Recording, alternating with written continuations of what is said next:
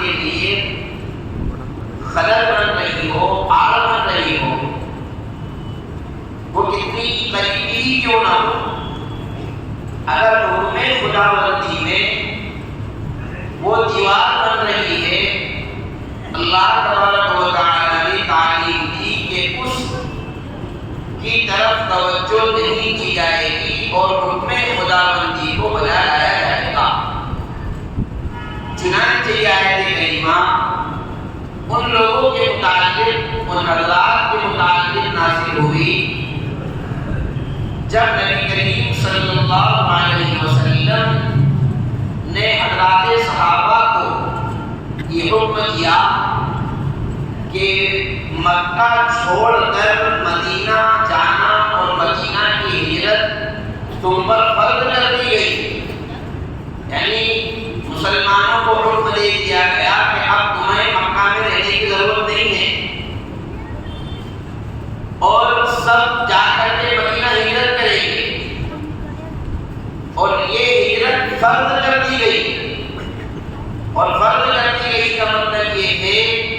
کہ اب کنڈیشن یہ بن چکی ہے اپنا گھر بار رشتہ دار اگر نہیں جانا چاہے سب کو یہی چھوڑ دو، اس لیے مدینہ نکل جاؤ، اور صحابہ کرام نے وہ کام کرنا شروع کر دیا، اس لیے کہ اسلام اور ایمان اور اس کے احکام اور اس کے اعمال کا تحفظ اس امت مسلمہ کا فرض منصبی ہے، اس کی حفاظت کرنا اور اس کو بجا لانا یہ امت کی ذمہ داری ہے۔ ایمان قبول کرنا ہے یا نہیں کرنا ہے، اس کا اختیار اللہ نے انسانوں کو دیا اور فرمایا لا اکراہ فی الدین، کسی کو زبردستی مار کر مسلمان نہیں بنایا جائے گا، کسی کو زبردستی کلمہ نہیں پڑھایا جائے گا، کسی کی گردن پر تلوار رکھ کر یہ نہیں کہا جائے گا کہ تم کلمہ پڑھ، یہ کسی کو نہیں کہا جائے گا۔ ہاں یہ بات ضرور ہے کہ اللہ نے دونوں راستے انسان کو بتلا دیے، فمن شاء فلیؤمن ومن شاء فلیکفر، یہ ایمان کا راستہ ہے، یہ کفر کا راستہ ہے، تم کو چلنا کہاں ہے یہ ڈیسائیڈ تم خود کرو گے، ایک انسان ہو یہ تم فیصلہ کرو، لیکن انا اعتدنا للظالمین نارا، اگر جہنم کے راستے پر یعنی کفر کے راستے پر چلو گے تو ہم نے جہنم کی آگ تیار کر رکھی ہے، یعنی اللہ نے راستے بھی بتائے اور راستے پر چلنے کا رزلٹ بھی بتایا کہ آپ کس راستے پر چلو گے تو کیسا رزلٹ آئے گا، یہ دونوں راستے بتا دیے گئے ہیں۔ جیسا ہم سے کوئی راستہ پوچھے کہ یہاں سے اندور جانے کا راستہ کون سا ہے، آپ اس سے کہتے ہیں کہ سابر ہو کر کے جاؤ، دوسرا راستہ بتاؤ، آپ اس سے کہتے ہیں کہ دیواس ہو کر کے جاؤ، لیکن یاد رکھنا دیواس ہو کر کے جاؤ گے تو لمبا پڑے گا، وہ 15 کلومیٹر زیادہ پڑے گا،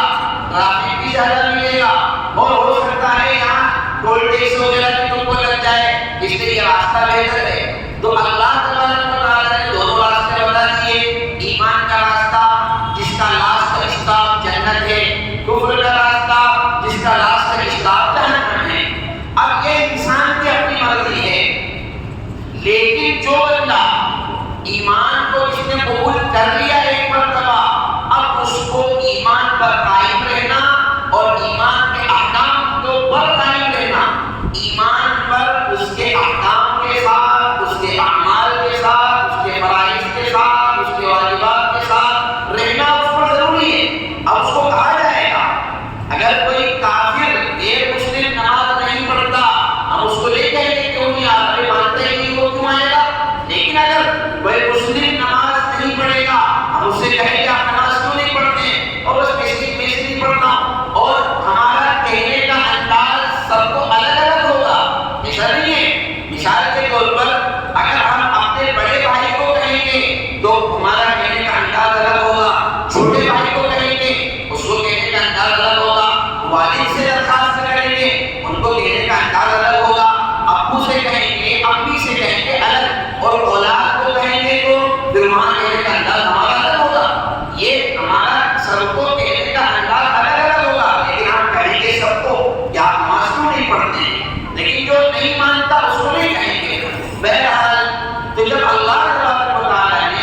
ہجرت فرض کر دی تو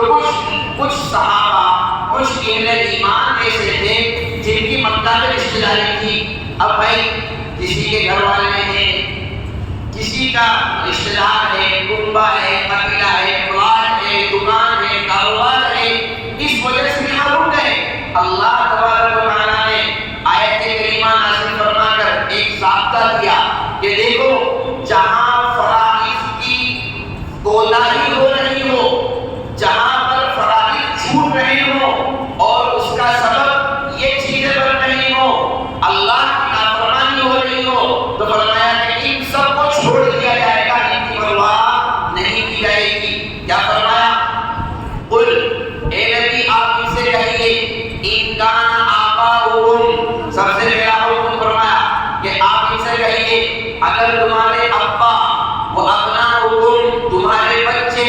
و اخوانہم تمہارے بھائی، و ازواجہم تمہاری بیویاں، و عشیرتہم تمہارا خاندان. اب دھیان سے سننا، یعنی قرآن کی ترتیب دیکھیے اور سمجھانے کا انداز دیکھیے. و عشیرتہم و اموال اقترفتموها، اور تمہارے وہ مال جو تم نے اکٹھا کر رکھے ہیں، و تجارت تخشون کسادها، اور تمہارے وہ کاروبار جن کے چھوٹ جانے کا یا جن کے کمزور پڑ جانے کا یا جن کی جو دکانیں تمہاری بند ہو جانے کا تم کو خطرہ ہے. ومساکن ترضونها، اور تمہارے مکانات، تمہارے پلاٹ، تمہارے جھوپڑے، تمہارے بلڈنگ، تمہارے بنگلے، تمہاری کوٹھیاں، کچھ بھی ہو، احب الیکم من اللہ ورسولہ، اگر یہ تمہاری نظر میں اللہ اور اس کے رسول سے زیادہ پسندیدہ ہے، وجہاد فی سبیلہ، اور اللہ کے راستے میں جہاد کرنے سے، لفظ جہاد کے مفسرین نے یہاں دو معنی لکھے ہیں. ایک معنی تو جہاد کو اپنے اصلی معنی لکھے ہیں اور ایک معنی لکھے ہیں کہ چونکہ موقع ہجرت کا ہے اس لیے لکھا کہ جہاد سے مراد یہاں پر ہجرت ہے، اس لیے کہ وہ بھی ایک مجاہدے کا اور جہاد کا حصہ ہے. فرمایا کہ اگر ہجرت کا کرنا، یہ چیزیں، یہ جن کا نام دیا گیا، یہ تمہارے لیے آڑ بن رہی ہیں اور ان کی وجہ سے تم نہیں جا پا رہے ہو، تو فرمایا فَتَرَبَّصُوا حَتَّىٰ يَأْتِيَ اللَّهُ بِأَمْرِهِ، اب تم انتظار کرو. وارننگ دی گئی، اب تم انتظار کرو یہاں تک کہ اللہ اپنا فیصلہ نازل فرما دے. اور اللہ کا فیصلہ نازل فرمائے، یہاں بھی مفسرین نے دو باتیں لکھی. ایک بات یہ لکھی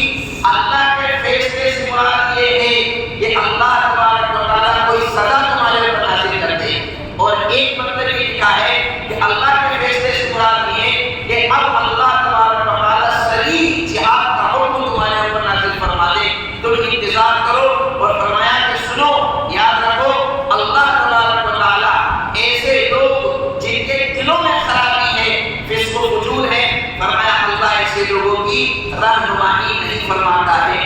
اگر یہ آیت کریمہ کا مطلب اور اگر یہ آیت کریمہ کا ترجمہ ہماری سمجھ میں آیا تو اگلی بات سنیے. ہمارے معاشرے میں ہم اگر جائزہ لیں اور غور و فکر کریں تو فرائض منصبی میں اور احکام شریعت میں عمل کرنے میں اگر کوئی چیز ہمارے خاندان میں، ہمارے معاشرے میں، ہمارے سماج میں اگر رکاوٹ بنتی ہے تو یہی بھائی آپ کی مسجد میں کیوں نہیں آ رہا ہے؟ اس لیے کہ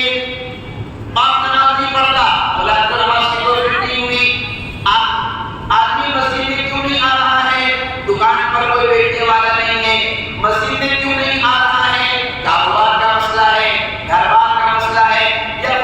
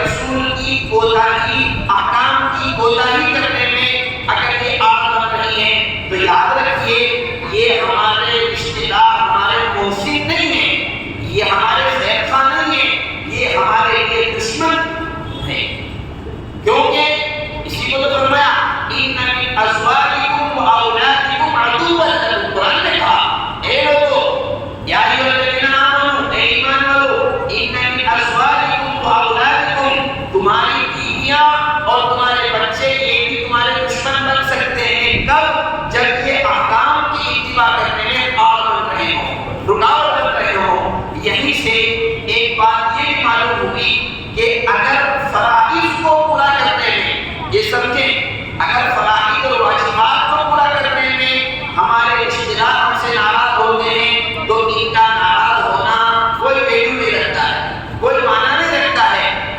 ہمارا کام ہے اللہ کے احکامات کو پورا کرنا۔ یہاں بات مفسرین نے تو یہاں تک کہ لکھا ہے کہ آدمی اللہ اور اس کے رسول کو چاہے سب سے زیادہ۔ بعض حضرات نے لکھا کہ اس سے مراد وہ محبت ہے جو آدمی کے اپنے اختیار کی ہوتی ہے۔ بعض حضرات نے لکھا کہ طبعی محبت دل کے اندر جو طبعی جو فطری محبت ہوتی ہے وہ اللہ اور اس کے رسول سے سب سے زیادہ ہونا چاہیے، جس کو ہم اپنی اصطلاح میں یوں سمجھیں کہ اللہ اور اس کے رسول سے انسان کو محبت جنون کی حد تک ہونا چاہیے۔ اور آدمی جب کسی چیز سے جنون کی حد تک محبت کرتا ہے تو اس کے لیے کسی سے بھی پنگا لینے کے لیے تیار ہو جاتا ہے، کسی سے بھی لڑنے کے لیے تیار ہو جاتا ہے، وہ پھر کوئی بھی ہو۔ اس کی زندہ مثالیں اگر دیکھنا ہے، جناب رسول اللہ صلی اللہ علیہ وسلم نے قیامت کی علامت میں سے دو باتیں، اور یہ تو بہت ساری ہیں، دو باتیں آپ کو عرض کروں۔ حضور صلی اللہ علیہ وسلم نے فرمایا کہ میری امت جب اس بیماری میں مبتلا ہو جائے، وہ بیماری کیا ہے؟ ایک تو یہ کہ وَأَطَاعَ الرَّجُلُ زَوْجَتَهُ وَحَقَّ أُمَّهُ، آدمی اپنی بیوی کا فرما بردار ہو جائے اور ماں کا نافرمان ہو جائے۔ یعنی بیوی کی فرما برداری ماں کی نافرمانی کے ساتھ، خالص فرما برداری نہیں، بیوی کے حقوق کا ادا کرنا، بیوی سے محبت کرنا، اور بیوی کے جتنے بھی فرائض ہیں جو اس کے ساتھ معاشرت جو اس کو چاہیے، اخلاق جو اس کو چاہیے، اور جو اللہ نے مرد پر شوہر پر اس کے حقوق لازم کیے ہیں وہ پورا کرنا، یہ کوئی گناہ نہیں ہے، وہ ذمہ داری کرنا ہی ہے۔ آپ نے فرمایا اس کی اطاعت کیسے کرنا کہ ماں کی نافرمانی ہونے لگے، اور کیسے ماں کی نافرمانی ہونے لگے؟ ماں کا کہنا نہ سننا، ماں کی اطاعت نہ کرنا، ماں کے حقوق ادا نہ کرنا۔ ایک بات یہ آپ نے ارشاد فرمائی، اور دوسری بات وَبَرَّ صَدِيقَهُ وَجَفَا أَبَاهُ، آدمی اپنے دوست کی بات مانے، اپنے باپ کی نہ مانے۔ یہ قیامت کی علامت میں حضور نے فرمایا، اور آگے حدیث کا ایک چھوٹا سا ٹکڑا ہے، اس کے بعد بھی جو آگے آپ نے رزلٹ بتایا، اگر ایسا ہونے لگے تو آپ نے فرمایا فَلْيَتَّقِهُ عِنْدَ ذَلِكَ رِيحًا حَمْرَاءَ أَوْ خَسْفًا أَوْ مَسْخًا، اگر ایسا ہونے لگے تو ایسی صورت میں اللہ کے عذاب کا انتظار کرنا چاہیے، آندھیوں کا انتظار کرنا چاہیے، زلزلوں کا انتظار کرنا چاہیے، طوفانوں کا انتظار کرنا چاہیے، زمینوں میں دھس جانے کا انتظار کرنا چاہیے، سورتوں کے بگڑ جانے کا انتظار کرنا چاہیے، سورتوں کے مسخ ہو جانے کا انتظار کرنا چاہیے۔ لیکن یاد رکھیں، ماں کی بیوی کی فرما برداری اس انداز پر کہ ماں کی نافرمانی ہو رہی ہو، اس میں بیوی کے جو حقوق ہیں وہ تو ادا کرنا ہی ہے۔ یہ اچھی طریقے سے سمجھ لیں۔ بعض حضرات کو یہاں سمجھنے میں بہت غلطی ہو جاتی ہے، جب اس قسم کی بات آتی ہے تو وہ سمجھتے ہیں کہ بیوی کوئی چیز نہیں ہے، اس کا کوئی حق ہی نہیں۔ ایسا نہیں ہے، اللہ تبارک و تعالیٰ نے سب کے حقوق ادا کرنے کا حکم ادا فرمایا۔ حضرت جناب رسول اللہ صلی اللہ علیہ وسلم نے ارشاد فرمایا تم میں بہترین انسان وہ ہے جو اپنے گھر والوں کے ساتھ اچھا سلوک کرتا ہو، اور آپ نے اپنے بارے میں ارشاد فرمایا وَأَنَا خَيْرٌ لِأَهْلِي، اور میں اپنے گھر والوں کے ساتھ یعنی اپنی بیوی کے ساتھ اچھا سلوک کرتا ہوں۔ اور بیوی کے ساتھ اچھا سلوک کیا ہے؟ اس کے حقوق کے ادا کیے جائیں، اچھی معاشرت اس کو دی جائے۔ اپنے گھر میں ہم جب نکاح کر کے لائے دو جملے ہم نے کہے، اس سے دو جملے پوچھے گئے، دو جملوں پر جی ہاں نکاح قبول کیا، ان دو جملوں پر اس نے اپنا پورا خاندان، اپنا گھر بار سب کچھ لا کر کے آپ کے یہاں آ گئی۔ اب شوہر کی یہ ذمہ داری ہے کہ وہ اس کو اپنے فیملی کے ممبر کا درجہ دے۔ مجھے بتائیے، جب تک آپ اکیلے تھے، آپ کے گھر میں 5 افراد تھے، اگر گوشت مارنے کی دعوت آتی تھی تو 5 جاتے تھے، لیکن اب 6 آدمی جائیں گے۔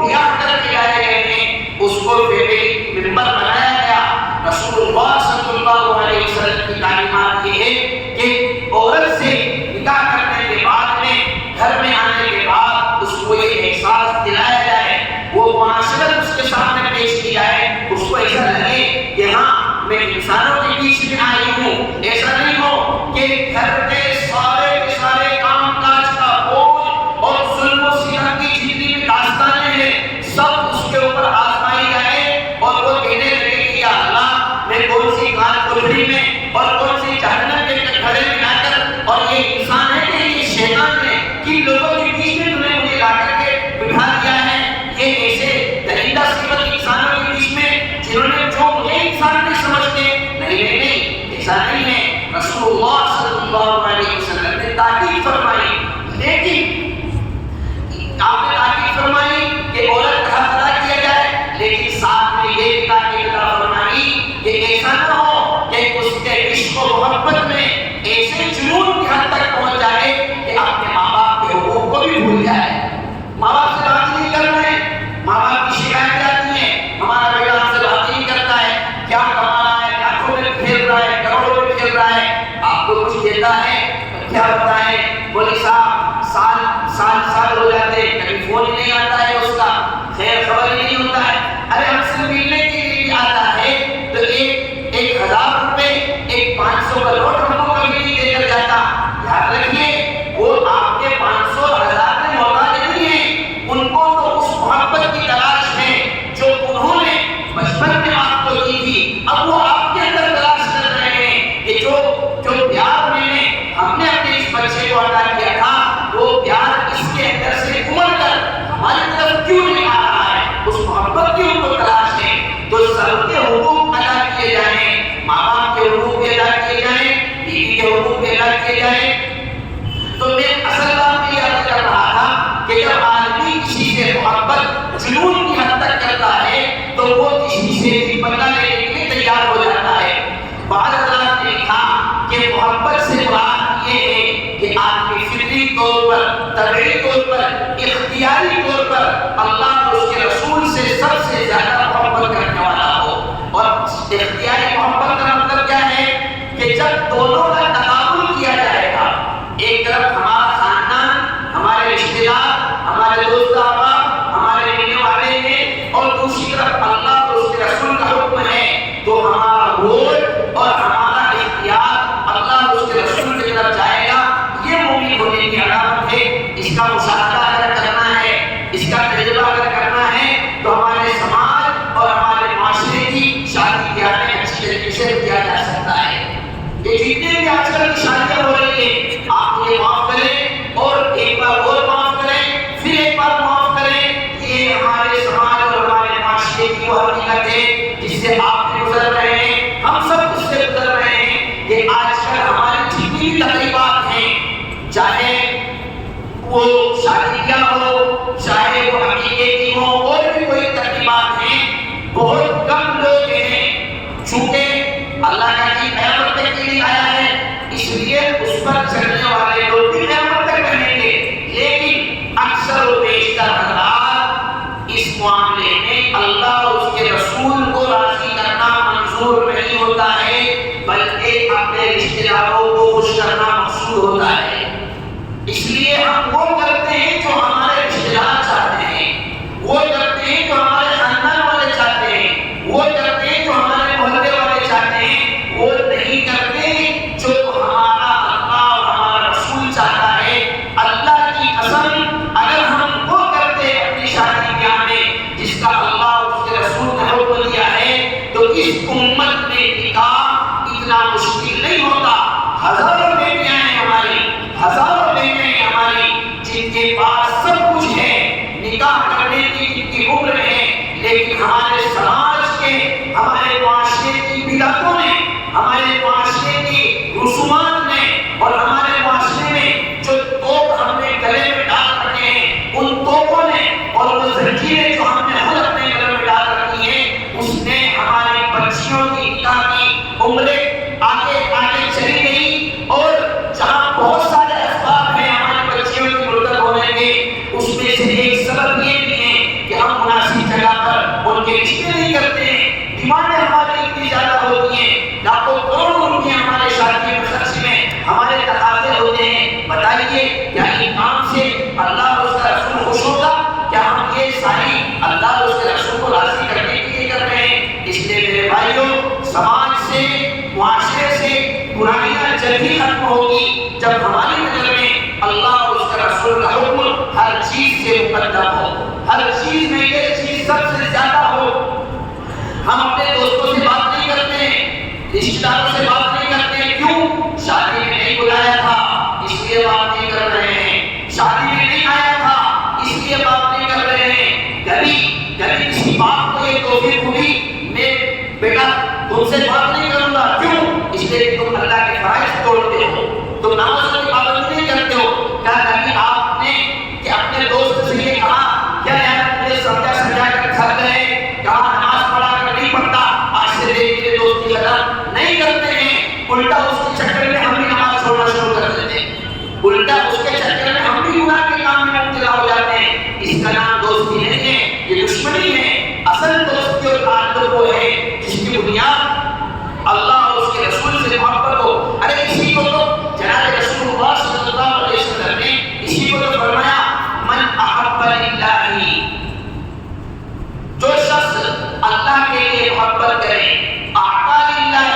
اگر کسی کو دے رہا ہے تو وہ اللہ کے لیے دے، محبت کر رہا ہے اللہ کے لیے، ابغض للہ، اگر کسی سے دشمنی بھی کی ہے، دشمنی اس وجہ سے کی ہے کہ اللہ کے احکام کو توڑتا ہے، بات کو نہیں مانتا، اس لیے ہم اس کے گھر کھانا کھانے نہیں جائیں گے۔ اب اگر دشمنی کی اللہ اور اس کے رسول کی محبت میں، وَمَنَعَ لِلَّهِ، ہدیہ دیا اللہ تعالیٰ کے لیے، اگر منع کیا تو وہ بھی اللہ تعالیٰ کی محبت میں منع کیا۔ رسول اللہ صلی اللہ علیہ وسلم نے فرمایا، فَقَدْ اسْتَكْمَلَ الْإِيمَانَ، جو بندہ ان صفات کا حامل ہو اس کا ایمان کامل و مکمل ہو گیا،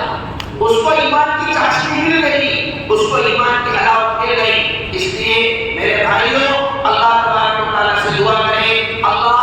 اپنی سچی پکی محبت ہمارے دلوں میں پیدا فرمائے، اللہ اور اس کے رسول کا حکم ہمارے سامنے ہر چیز پر مقدم ہو، اللہ ایسا ایمان نصیب فرمائے، ایسی قوت نصیب فرمائے، اور اللہ اور اس کے رسول کی سچی پکی محبت ہمارے دلوں میں اللہ پیدا فرمائے، اور اس محبت کی بنیاد پر جناب رسول اللہ صلی اللہ علیہ وسلم کے بتائے ہوئے تمام احکام اور تمام طریقوں پر چلنے کی راہیں اللہ آپ سب کے لیے آسان فرمائے، اس ماہ مبارک کی قدر لانے کی توفیق نصیب فرمائے، وما توفیقی الا باللہ، سبحان اللہ۔